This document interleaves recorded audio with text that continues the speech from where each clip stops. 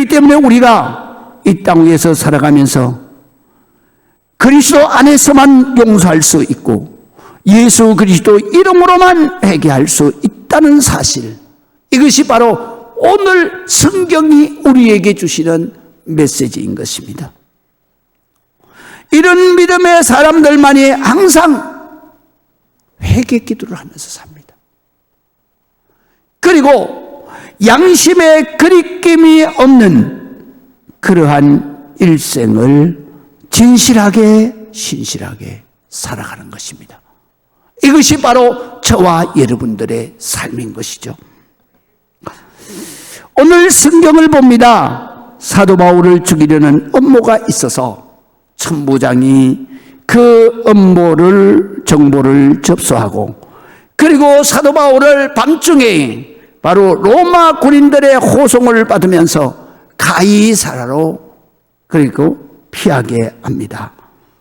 그리고 이 천부장이 그 호송꾼들에게 편지를 하나 써서 보냅니다. 그 편지는 바로 그 당시에 그 이스라엘 땅을 전부 다 통치하고 치안을 다 맡은 그 벨릭스 총독이라고 하는 총독에게로 보내는 편지였는데요. 그를 지난주에 우리가 그 말씀을 통해서 은혜를 받았습니다. 그래서 그 편지를 받은 벨릭스는 이 사도 바울을 헤롯궁에다가 잘 모셔서 보암을 받았습니다. 그런데 이렇게 바울을 죽이려고 계획했던 그 대제사장과 그들이 아침에 일어나서 보니까 바울이 없는 거예요. 그리고 가이사라에 가서 헤롯궁에 있다는 거예요. 그리고 벨릭스 총독 기하에 있다 그러는 거예요. 그러니까 대제사장 아나니아가 1절에서부터 나옵니다. 닷새 후에 대제사장 아나니아가 어떤 장로들과 한 변호사 더불로라고 하는 사람과 함께 가이사라로 내려와서 총독 앞에서 바울을 고발을 했습니다. 총독은 바울을 부르고 대제사장의 고발에 변론을 하라, 답변을 하라, 그렇게 하는 것이 오늘 본문의 말씀입니다. 자, 그래서 10절부터 보겠습니다. 총독이 바울에게 머리로 표시합니다. 그리고 말하라고. 그러니까 바울 보고 일어나 말해라, 그렇게 하는 것이요. 그래 하니 그가 사도 바울이 일어나서 대답을 합니다. 당신이 여러 해 전부터 이 민족의 재판장이 된 것을 내가 알고 내 사건에 대하여 기꺼이 변명하나이다. 내가 내 사건에 대해서 내가 변호합니다. 그런 뜻입니다. 그래서 합니다. 11절 봅니다. 당신이 아실 수 있는 바와 같이 내가 예루살렘에 예배하러 올라간 지는 12일밖에 안 됩니다. 그렇게 안 되고, 그 다음에 12절에 보니까 그들은 내가 성전에서 누구와 변론하는 것이나 회당 또는 시중에서 무리를 소동케 하는 것을 보지 못했을 것입니다. 왜? 내가 그런 것을 안 했기 때문에. 12일 동안에 뭘 했겠습니까? 내가 12일 동안에 성전에 들어가서 일주일 동안 결례 치르고, 그리고 성전에 가서 예배 본 것밖에는 없습니다. 내가 누구하고 변론을 한 적도 없고, 누구하고 누구를 데리고 소동을 일으킨 적도 없습니다. 13절에 이렇게 말합니다. 이제 나를 고발하는 모든 일에 대해서 대제사장과 유대인들이 그들이 능히 당신 앞에 내세울 것이 없나이다. 여기 내세울 것이 없나이다는 말은 바로 저들이 고발한 정자를 내놓을 것이 없다, 이 말이에요. 그래서 14절을 봅니다. 그러면서 그러나 이것을 당신께 고백하리라. 나는 그들이 이단이라르 하는 도를 따라서 조상의 하나님을 숨기고 율법과 및 선지자들의 글에 기록된 것을 다 믿으며 그랬어요. 이 말을 우리가 우리말로 풀으면 이런 말입니다. 내가 이것만 고백하겠습니다. 그러면서 그가 고백한 것이 뭐냐면, 나는 저 사람들이 이단이라고 하는 예수 그리스도를 바로 그 말씀을 따라서, 그가 전하는 말씀을 따라서, 그가 전하는 말씀이 곧 뭐냐? 유대인들의 조상이 믿었던 그 말씀 율법. 여기서 율법이라고 하는 것은 구약 성경의 모세 오경을 율법이라고 그래요. 그래서 모세 오경에 기록된 성경의 말씀을 따라서 내가 믿은 것밖에 없고, 그 다음에 선지자들의 글에 기록된 것을 다 믿었다 그랬어요. 그러니까 선지자들의 기록된 것을 뭐냐면 바로 구약 성경의 예언서대로 거기에서 기록된 모든 것을 다 믿었는데, 그 중에서 가장 중요한 것이 뭐냐? 예언서에서 가장 중요한 것은 바로 하나님께서 메시아를 너희에게 보내서 너희로 영원한 구원을 받게 할 것이다. 그래서 이사야 성경 53장에는 바로 메시아는 어떤 분이냐? 그가 이 땅 위에 와서 우리의 죄를 대속하는데, 그 대속함이 뭐냐? 그가 찔림으로 우리의 죄가, 우리의 허물을 사함받고, 그가 상함으로 우리의 죄를 씻음받았다. 할렐루야.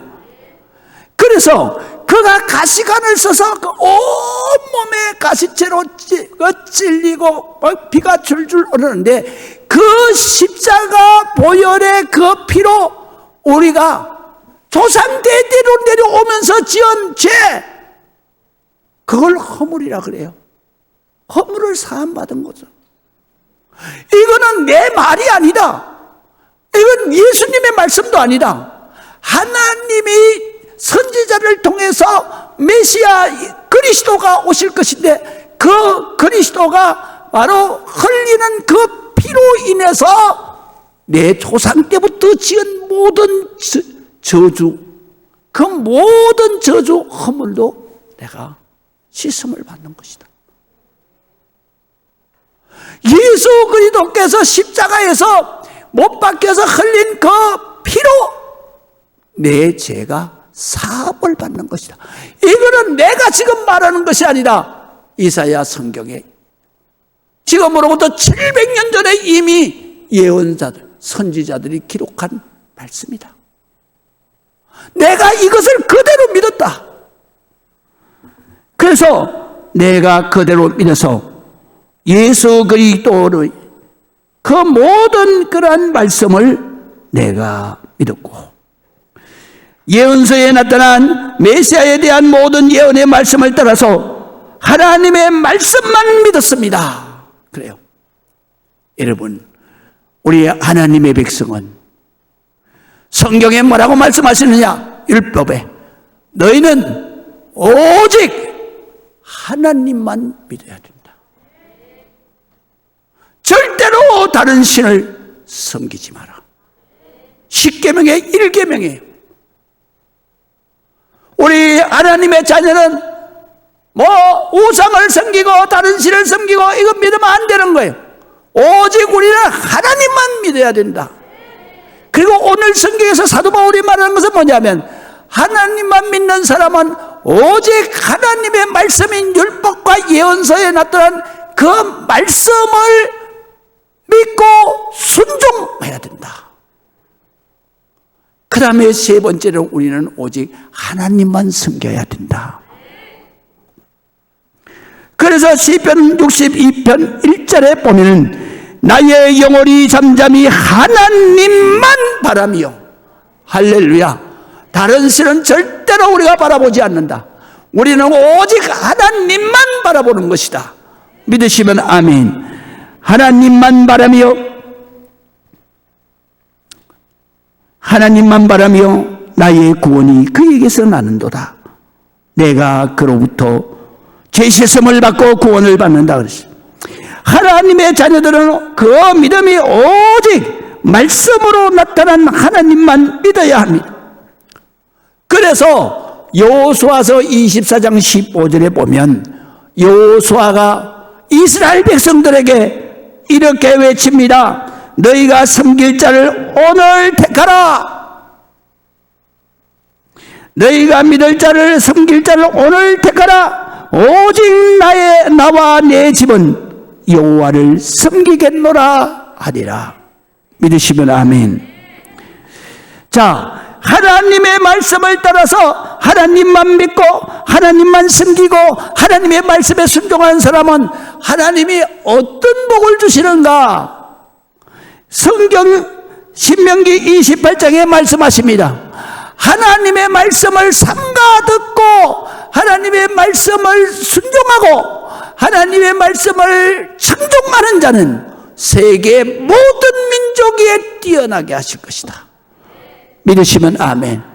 그뿐만 아닙니다. 내가 반드시 너를 들에서도 복을 받고 성읍에서도 복을 받고 내 우양의 새끼가 복을 받고 내 자식이 복을 받고 내 강주리와 떡반죽 그릇이 복을 받고 그리고 내가 내 대적이 함길로 너를 죽이려고 들어왔다가도 7길로 도망간다. 7길로 도망간다는 얘기는 무슨 얘기냐? 혼비백산에서 도망간다 이런 말이에요. 믿으시면 아멘. 그뿐만 아닙니다. 계속해서 하나님만 섬기고 하나님의 말씀에만 순종하면은 신명기 28장 12절에 이렇게 말씀하십니다. 여호와께서 너를 위하여 하늘의 아름다운 보물 창고를 여실 것이다. 할렐루야, 할렐루야. 우리가 하나님만 믿고 하나님의 말씀에 순종하고 하나님의 말씀대로 하나님만 섬기면 하나님이 하늘에 있는 축복의 보고를 우리를 향해서 열으신다 이거예요. 열으신다. 여실 뿐만 아니라 우리 하나님은 어떻게 하십니까? 이렇게 하십니다. 그 하나님의 보고를 여시고 그리고 거기에서 하나님이 축복을 하시는데 내 땅의 때를 따라 비를 내리시고 내 손으로 하는 모든 일에 복을 주시리니. 야, 멋있잖아요. 내가 뭘 하든지 농사를 지으면 이삭이 뭐라 그랬어요? 블레셋 땅에 가서 농사 참 지었잖아요. 근데 농사를 지으니까 그 해에 100배의 축복을 받은 거예요. 손으로 하는 일, 농사 지으면 농사가 잘 되고 짐승을 키우면 짐승이 잘 되고 사업을 하면 잘 되고. 믿으시면 아멘. 그래서 짐승을 키우니까 마침내 거부가 되었더라. 사업을 하니까 내가 너에게 복을 주고 또 복을 주면 내가 너를 번성하고 번성하게 하리라. 믿으시면 아멘. 하나님의 이런 축복이는, 그래서 우리가 이 시대에 하나님만 믿고 하나님만 섬기고 하나님의 말씀으로만 우리가 순종하며 살 때 그때에 하나님은 우리에게 복을 주셔서 내가 모든 하는 일에 복을 내리신다. 그래서 번성하고 형통하고 축복의 대로가 열려지게 하시는 것입니다. 그래서 우리가 복을 받아서 내가 많은 민족에게 구워줄지라도 너는 꾸지 않을 것이다. 요게 지금 미국에 축복되어지는 국가적인 축복이에요. 미국은 세계 모든 나라에 바로 원조해서 도와주잖아요. 그 세계 모든 나라에 돈을 구워주는 거예요. 그래서 우상 원조, 그건 바로 이자 안 받고 주는 거예요. 유상 원조, 그러면 10년 후에 너희가 그냥 1%씩 해서 갚아라. 그러니까 미국은 빚을 안 지는 거예요. 빚을 구워줄지언정 구우는 거, 빚쟁이가 되지 않게 하시고. 우리는 빚이 얼마나 많습니까? 우리는 빚이 몇 조 됩니다. 국가 빚만 해도. 그래서 우리가 하나님만 믿을 때 이런 축복을 받아야 돼요. 믿으시면 아멘. 우리가 하나님만 섬길 때 이런 축복을 받는 거예요. 그래서 하나님께서 또 말씀을 하십니다. 여호와께서 너를 머리가 되고 꼬리가 되지 않게 하신다. 반드시 지도자가 되게 하신다. 수장이 되게 하신다 이 말이에요. 종이 되지 않게 하신다 이 말이에요. 또 말씀하십니다. 내 자식이 말이야 위에만 있지 아래에서 빌빌거리지 않는다. 할렐루야. 이것이 어느 때 임하느냐? 오늘 성경에 있는 말씀대로 하나님만 믿을 때, 하나님의 말씀을 따라 순종할 때, 하나님만 섬길 때 이런 축복이 많아. 이런 축복은 사람이 그렇게 축복해 준다. 그거는 믿을 수가 없죠. 무슨 능력으로? 그러나 하나님이 축복해 주신다. 하나님은 전능하신 하나님이시잖아요. 그래서 성경에 뭐라 그러냐면 하나님은 천금도 내 것이고 은금도 내 것이다. 내가 내게 기도해라.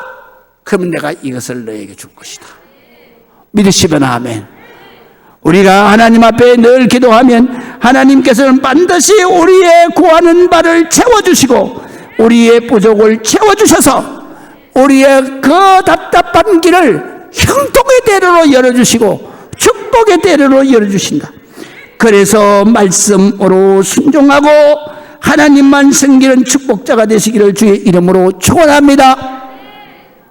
자, 우리 15절 보시겠습니다. 그들을 기다리는 바 하나님께 향한 소망을 나도 가졌다. 여기서 하나님께 향한 소망은 뭐냐면 이스라엘에게는 구원의 희망이 없어. 그래서 하나님께서 이사야 선지자를 통해서 구원자를 내가 다시 보내주겠다. 그분이 바로 메시아인데, 그것을 헬란말로 말할 것 같으면 그리스도인데 바로 구원자라는 뜻이에요. 그래서 구원자를 다시 보내주겠다 그랬는데 바로 내가 그 구원자를 기다렸다. 하나님께의 소망을 나도 가졌다. 그 소망을 가졌다. 그 소망은 뭐냐면 구원자 메시아는 하나님이 인간을 입고 오시기 때문에 그분이 죽어도 부활하시는 분이어야 된다. 그것이 바로 하나님이다. 그래서 곧 의인과 악인의 부활이 있으리라. 여기에 의인은 바로 예수님을 말하는 거예요. 그 다음에 죄인은, 악인은 바로 우리 인간들을 말하게 해요. 죄악을 가진 우리 인간들이 예수 그리스도의 십자가의 대속의 은혜로 죄 씻음을 받고 예수님처럼 부활 영생을 하는 것이다. 그거를 내가 믿었다. 이게 무슨 죄냐? 저들도 그렇게 믿는데 이렇게 말했던 것입니다. 사도 바울은 이렇게 말하면서 그 메시아로 오신 분이 누구냐? 우리의 죄를 십자가에서 대속해 주신 예수 그리스도다. 그래서 내가 이 예수 그리스도를 내가 구원의 하나님으로 믿었다. 이게 내가 죽을 일이냐? 이렇게 말했던 것입니다. 내가 예수 그리스도가 메시아라는 것을 어떻게 믿었느냐? 내가 원래는 예수가 저들과 똑같이 이단이라고 생각했다. 그래서 예수를 믿는 사람들을 잡아서 죽이는데 내가 앞장을 섰고, 그 다음에 예수 그리스도를 말씀을 전하는 스데반을 죽이는데 내가 선동자다. 그건 저들 다 안다. 그리고 내가 이 예수를 믿는 사람을 잡아 죽이기 위해서, 그래서 내가 여기 앉아있는 대제사장한테 내가 가서 체포영장을 받아가지고 내가 다메섹까지 갔다. 거기에서 내가 예수님을 만난 거다. 만나고 보니까 그분이 메시아 맞다. 왜? 그분은 십자가에서 만인이 다 보는 데서 죽었다. 근데 무덤에 들어가서 3일 만에 부활해서, 그래서 제자들에게만 나타나 보여준 게 아니라 예루살렘의 성도들 앞에 다 보여주셨고, 마지막에 40일을 계시고 나서 성천하실 때에는 감람산에 수많은 사람들이 모여서 보는 데서 구름을 타고 성천을 하셨다. 그리고 지금은 하나님 보좌 우편에 계시는데, 나는 이거 안 믿었다. 그런데 다메섹에서 그 예수가 나한테 나타났다. 사울아, 사울아, 왜 내가 나를 핍박하느냐? 주여, 당신은 누구십니까? 나는 네가 핍박하는 예수다. 그때 내가 메시아인 줄을 알았습니다. 그래서 저 사람들이 다 압니다. 내가 180도로 변화됐습니다. 내가 이렇게 변화된 것을 바로 저 사람들도 그렇게 변화되어야 됩니다. 그렇게 말을 전하는 거예요. 우리는 예수를 믿으면서, 하나님을 믿으면서 가장 중요한 것은 뭐냐? 부활 소망을 가져야 돼요. 우리가 예수 믿는 사람은 1년에 두 절기가 가장 큰 절기입니다. 첫 번째 절기는 바로 성탄절입니다. 성탄절이 왜 중요한 절기냐? 하나님이 인간이 되어서 이 땅 위에 오셔서 우리의 죄를 대신 죄값을 치러주시기 위해서 십자가에서 우리의 생명을 대신해서 우리의 죄값을 지불해 주셨다. 그래서 바로 우리가 믿는 믿음 가운데 가장 소중한 것은 대속의 은혜다. 그래서 성탄절이 가장, 우리 믿는 사람들에게는 성탄절이 가장 귀한 절기예요. 예수 그리스도가 나를 살려내기 위해서, 지옥에서 살려내기 위해서 이 땅에 오시기 때문에. 두 번째로 가장 중요한 절기가 뭐냐? 부활절이에요. 그래서 부활절은 뭐예요? 사망 권세를 이기고, 그리고 우리가 부활 영생한 그 예수님의 부활을 믿고, 부활에서 예수님이 영생하는 천국으로 성천하신 그대로 우리가 그렇게 갈 것이니까. 그래서 부활절이 가장 큰 절기인 거예요. 우리가 이 부활 소망을 가져야 된다. 왜 가져야 되느냐? 우리가 부활 소망이 없으면 고난이 오고 환난이 올 때 우리가 무너지는 거예요. 믿음이 없는 사람들도 그 사람의 마음속에 꿈이 없거나 그 사람의 마음속에 희망이 없으면 그 사람은 조그만한 고난이 와도 극단적합니다. 왜? 희망이 없어. 소망이 없어. 그러나 하나님의 백성은 잠언서에 이렇게 말씀하세요. 바로 악인은 작은 고난에도 그가 망하지만 하나님의 백성은 죽음 가운데도 소망이 있느니라. 믿으시면 아멘. 죽을 만큼 고난과 환난이 와도 소망이 있다 이거요. 왜? 우리는 죽으면 부활하는 거니까. 부활해서 영생 복락 천국으로 들어가는 거니까. 할렐루야. 그래서 성경에 이렇게 말씀하십니다. 예수님이 요한복음 11장 25절에 예수께서 이르시되 나는 부활이요 생명이니 나를 믿는 자는 죽어도 살겠고 무로 살아서 나를 믿는 자는 영원히 죽지 아니하리라. 부활하면 바로 여러분은 영생으로 막바로 들어가는, 영원히 죽지 않는다. 영생. 그러면서 예수님이 거기에 모인 모든 사람들, 이것을 네가 믿느냐? 할렐루야. 이건 믿음으로만 이루어지는 거예요. 그래서 내가 그걸 믿는 거예요. 그래서 여러분들이 오늘 이 자리에 오신 것도 그 부활을 내가 믿는 거예요. 부활 영생을 내가 믿는 거예요. 내가 살아서 그것을 믿으면 내가 막바로 부활해서 영생으로 간다 이거예요. 그러니까 어떤 고난이 와도 이겨내는 거예요. 어떤 환난이 와도 그래 나는 그래 죽어도 좋다 믿으시면 아멘. 아 내가 부활 영생하는데 뭐 모든 사람이 다 죽는데 나는 부활 영생하는데 어떤 고난도 우리가 얼마든지 이겨낼 수 있어. 어떤 역경도 이겨낼 수 있어. 믿으시면 아멘.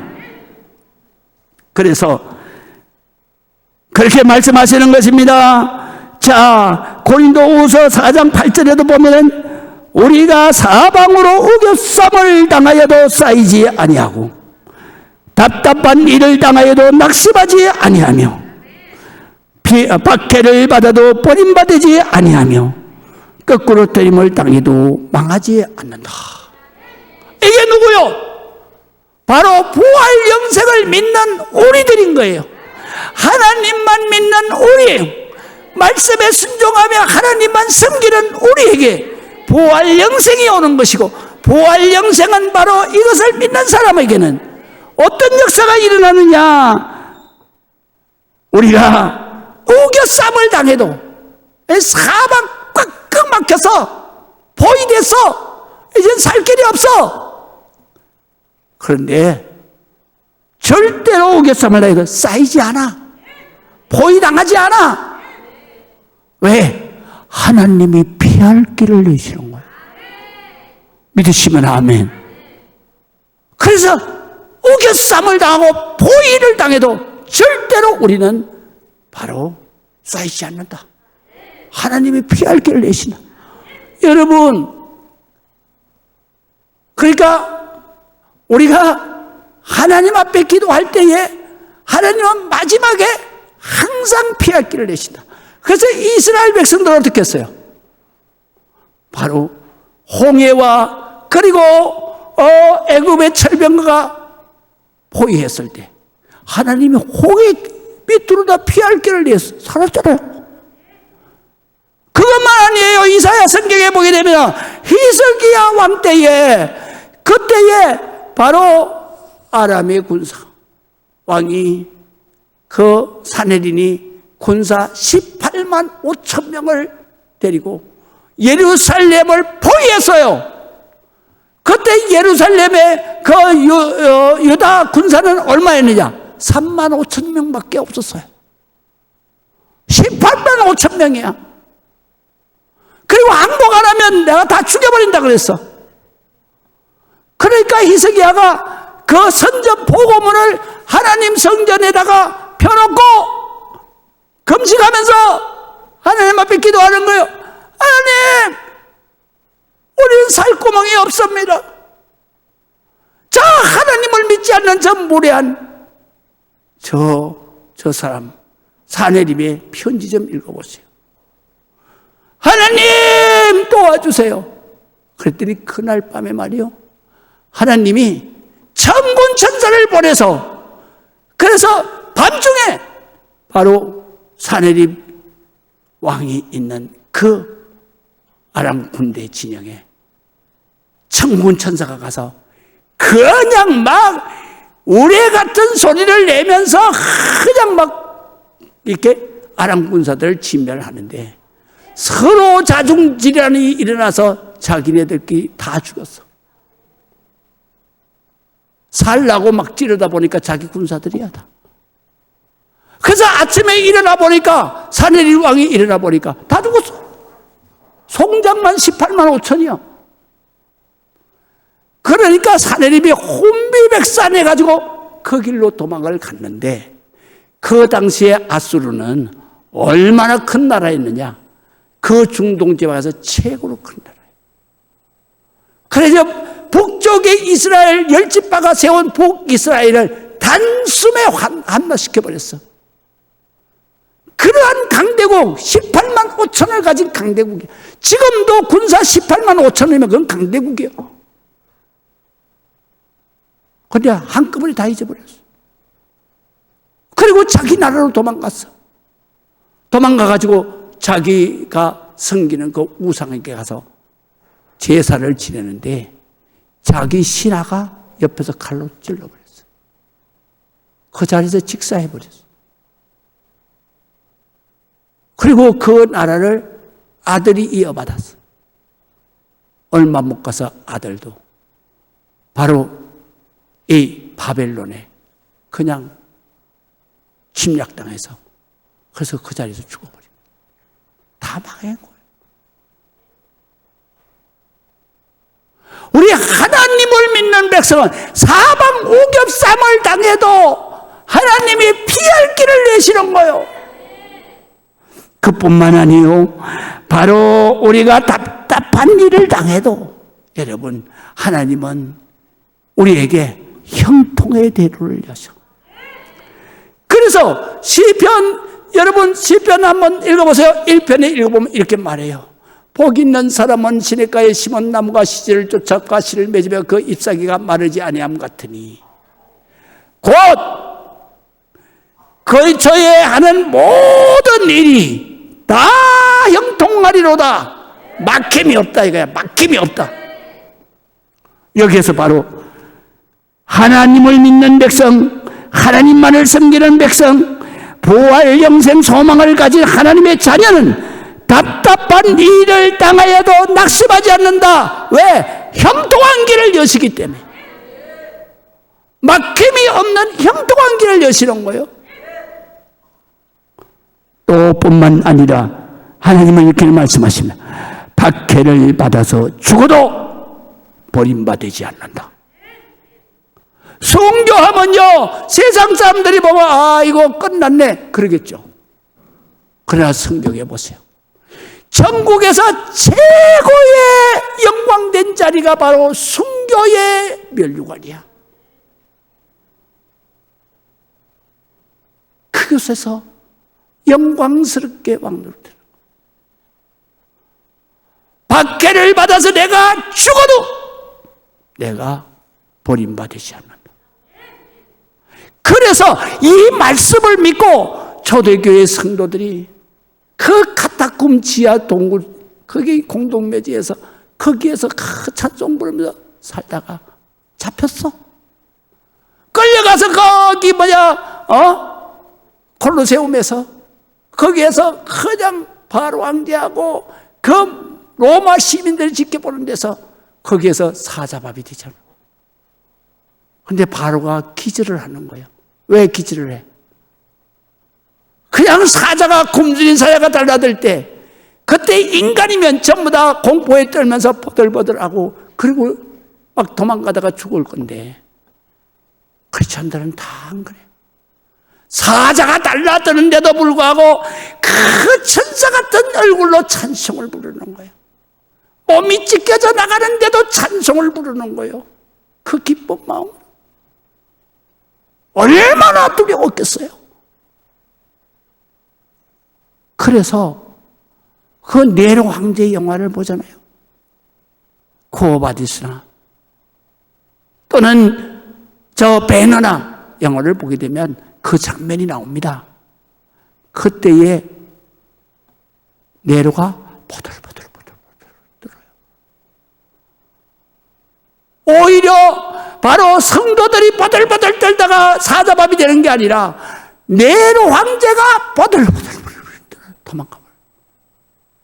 무서워서. 그러니까 오늘 성경에 그렇게 말씀하세요. 박해를 받아서 내가 죽어도 버림받지 않을 것이다. 내가 거꾸로 뜨림을 당해도 절대로는 망하지 않는다. 하나님의 말씀이죠. 우리는 예수 믿으면 반드시 승리합니다. 예수 믿으면 반드시 부활 소망이 있기 때문에 우리는 반드시 고난과 역경을 이겨냅니다. 어떤 환난도 우리는 이겨냅니다. 하나님이 지키시고 계시기 때문에. 자, 마지막으로 16절 보겠습니다. 이것으로 말미암아 나도 하나님과 사람에 대하여 항상 양심의 거리낌이 없기를 힘쓰나이다. 여러분, 예수 믿는 사람은요, 절대로 세상 사람들보다는 더 선하게 살아야 합니다. 진실하게 살아야 하는 것입니다. 그래서 사도 바울은 이렇게 말씀을 하십니다. 나는 부활하신 예수님 성천하신 예수님을 만나고 난 후로는 그 말이에요.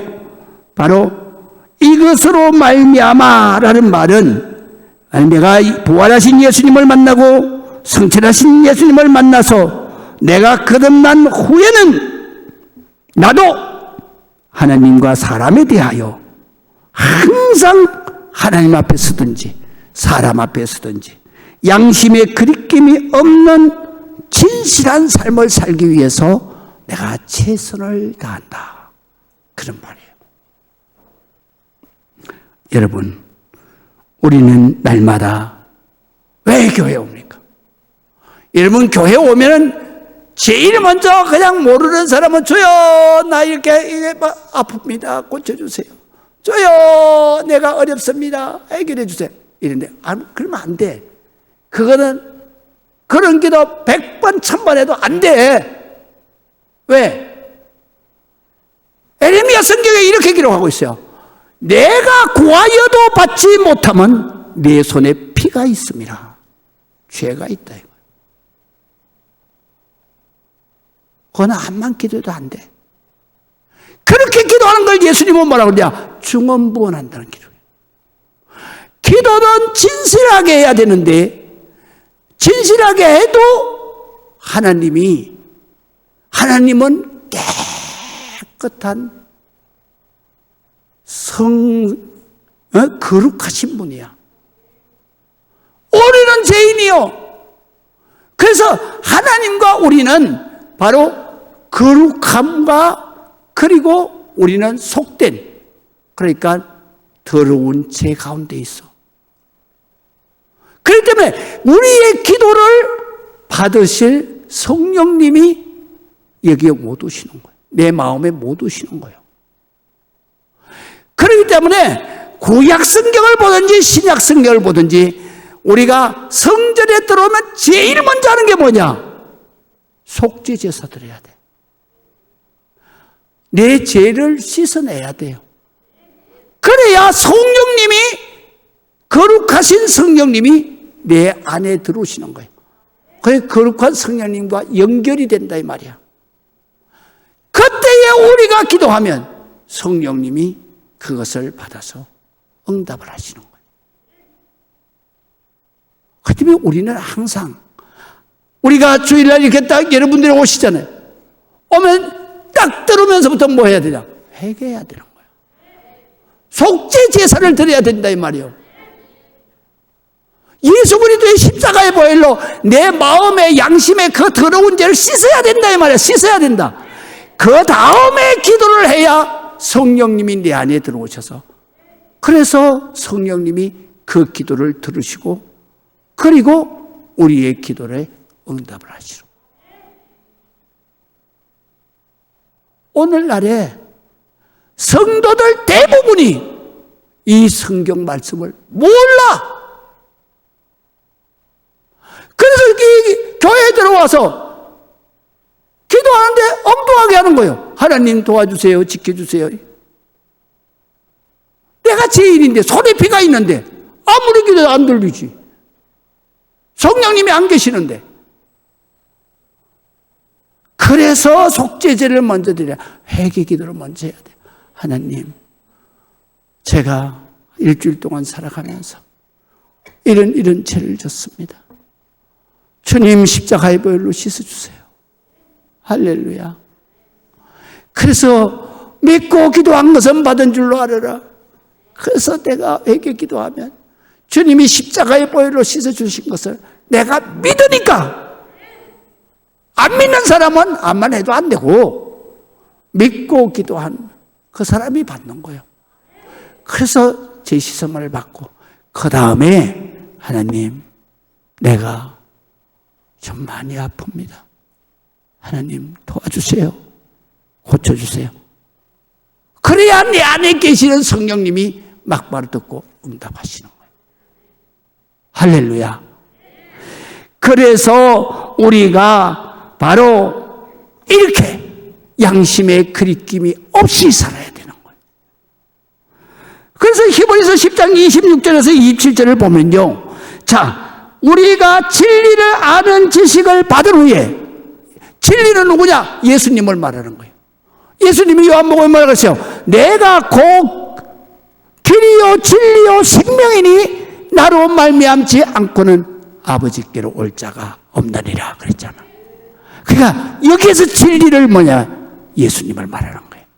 그래서 우리가 예수님을 아는 지식, 여기 아는 지식은 뭐냐? 예수님이 이 땅 위에서 십자가에서 나의 죄를 씻어주시고 허물을 씻어주신 것을 내가 알았다 이거예요. 말씀을 통해서 알고 내가 회개해서 거듭나서 하나님의 자녀가 된 후에는 어떻게 해야 되냐? 짐짓 죄를 범한 적이었어요. 짐짓이라는 말이 한국말인데 이게 고대 언어예요. 무슨 말인지 모르겠죠? 저도 몰랐어요. 그래서 내가 사전을 자꾸 다 찾아봤어. 그랬더니 뭐냐면 의도적 또는 계획적 이런 말이에요. 우리말로 말할 것 같으면. 다시 말하면 예수 믿고 십자가의 보혈로 대속의 은혜를 받고 그 다음에 하나님의 사람으로 살아가는 그 사람이 의도적으로 죄를 짓거나 계획적으로 죄를 지으면 죄사함이 없는 거예요. 그래서 그거를 말씀하시는 거예요. 짐짓 의도적으로 죄를 지었으면 다시 속죄하는 제사가 없다. 회개도 안 된다 이 말이에요. 그 왜? 양심을 속였기 때문에. 그래서 그가 남은 건 뭐만 있냐? 오직 무서운 마음으로 심판을 기다리는 것이다. 내가 회개해도 죄가 그대로 있다 이거. 죄가 그대로 있으면 뭐예요? 하나님의 심판만 내게 보이는 거예요. 그러니까 교회에 와서 하든지 뭐 어디 가서든지 맨날 하나님의 심판. 그게 뭐예요? 죽어서 지옥 가는 거예요. 그것만 생각나고 그것 때문에 무서워서 아무것도 못하는 거예요. 또 뿐만 아니라 대적하는 자. 대적하는 자가 뭐예요? 사탄마귀잖아요. 요한계시록에 그 사람들, 그 사탄마귀를 어떻게 한다고 했어? 저 업무에서 다 태워줘. 그래서 대적하는 사탄마귀를 태울 맹렬한 지옥불만 네게 보인다 이거예요. 그렇기 때문에 우리가 양심에 그리낌이 없이 살아야 돼요. 매일 회개하면서. 그뿐만 아니죠. 우리가 절대로 내가 계획적으로 범죄하면 안 돼요. 양심이 계속해서 너 그런 짓 하면 안 돼 하는데도 싹 무시하고 에이 내가 죽여버려. 이러면 안 된단 말이에요. 그 의도적으로 하면 하나님이 용서 안 하시는 거예요. 그렇기 때문에 우리 예수 믿는 사람이 진실하게 살아야 되는 거예요. 의도적으로 계획적으로 그렇게 흉악한 범죄를 하면 안 되는 거예요. 그래서 우리는 이렇게 복음성가 부르잖아요. 진실하게 거룩하게 살게 하소서.